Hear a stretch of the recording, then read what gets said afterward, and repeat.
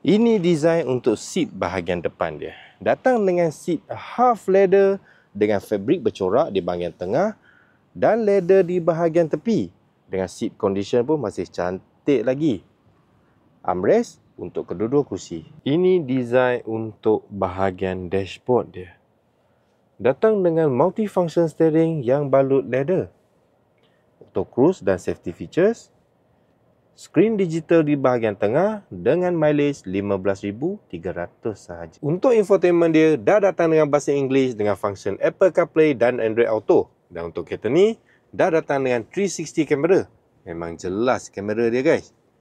Dengan control aircon di bahagian bawah, seat heater, electronic power brake dan brake hold dengan function auto parking. Dashboard dengan finishing leather. Ruang letak barang di bahagian atas, tengah, bawah dan tepi gear knob dengan charging port.